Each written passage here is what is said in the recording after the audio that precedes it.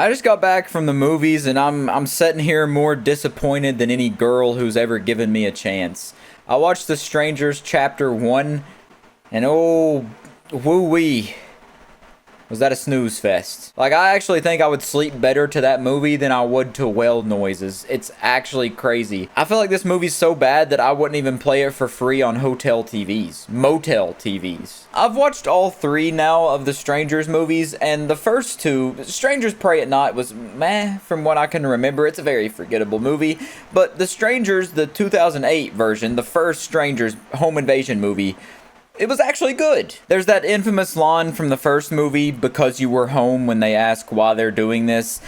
And this new one, the Strangers Chapter 1, just kind of feels stupid, soulless. It's very obvious the only reason they made this was for money. Like, there's no purpose for this movie existing besides corporate greed. I purposely didn't look at any reviews because I didn't want to spoil myself or make myself biased towards thinking it'd be a good movie or a bad movie.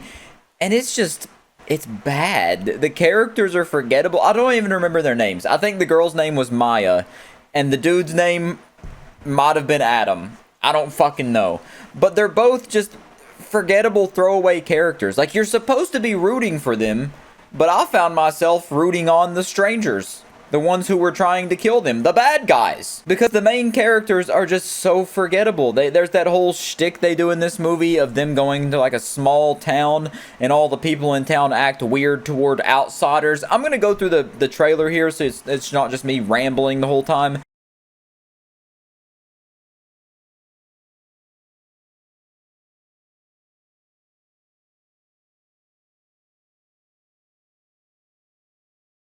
Yeah, so that's the premise. That's basically like the first 30 minutes of the movie is that first 12 seconds of the trailer.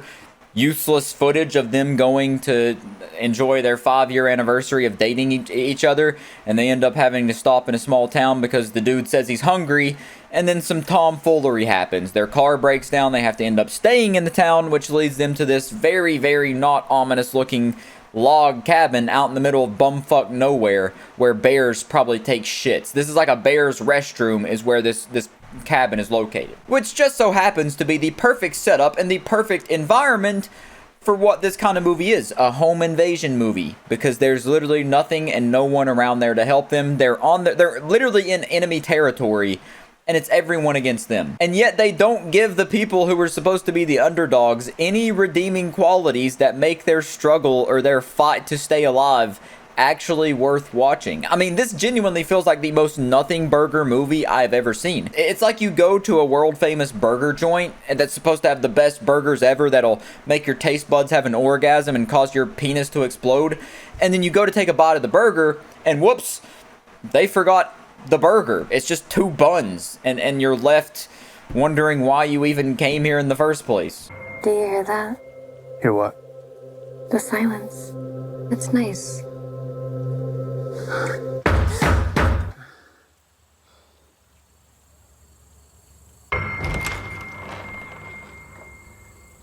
Is Tamara here? I would love to give the girl from Riverdale the dumb bitch award. Not her specifically, but the character that she plays, because it's not her fault. It's the fucking the fucking writer's faults.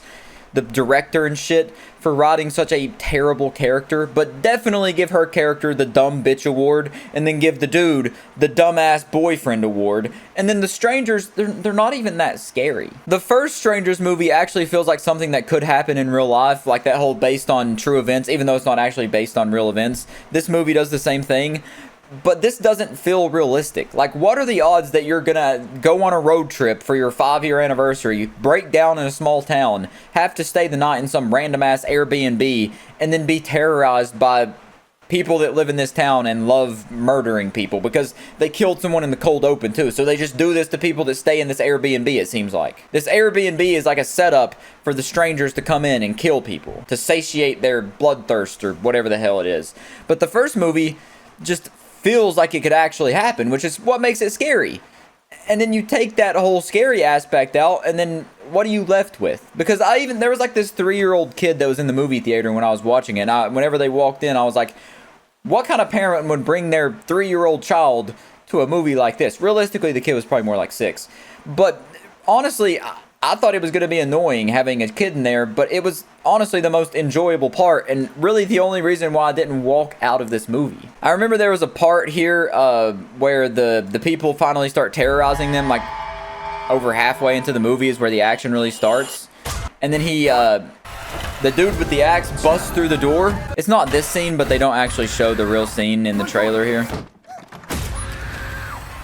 But he fucking busts through the door, and then he's standing there, you know, like a here's Johnny kind of moment. And then the kid goes, hello. Like, this movie is so not scary and not intimidating that a child who has no idea what's going on sees a man with a bag on his head holding an axe that just broke down a door with the axe and sees him as some friendly visitor to say hello to. I honestly don't have anything good to say. Like, there's so many movie cliches in here. The characters are so dumb. They do such unrelatable things. They do dumb things just for the sake of progressing them getting killed. And then to top it all off, the way the movie ends damn near makes me want to go riot against the people who made this horse shit. Because the way they set it up, there's going to be a sequel. It ends on a to be continued. I'll give you a spoiler alert. The strangers end up catching these two, even though these two have ample opportunity, really, to kill all three of them, and they don't fucking take the opportunity because they're dumbasses. But regardless, to get back, I got a little bit sidetracked.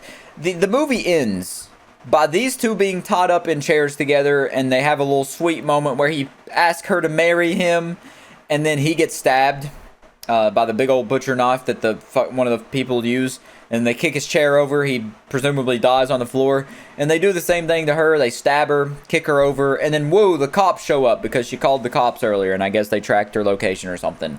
So they skedaddle. They get in his pickup truck that for some reason they didn't steal, and they leave. The strangers leave. They're gone. They exit stage right as the cops are coming in, and the cops somehow don't see the truck speeding away, I guess. But they it hints that the dude died and that the girl survived because she wakes up in the hospital bed, and then the movie ends and says, boom, to be continued. And honestly, the to be continued was my favorite part of the movie. It's what I was anticipating the whole time. It took, honestly, everything I had to keep my ass cheeks in those seats because they were that comfortable. That's the only thing keeping me there. If there were some hard-ass, uncomfortable theater seats, you best believe I would have left. Because there's no reason to see this movie. There's no purpose.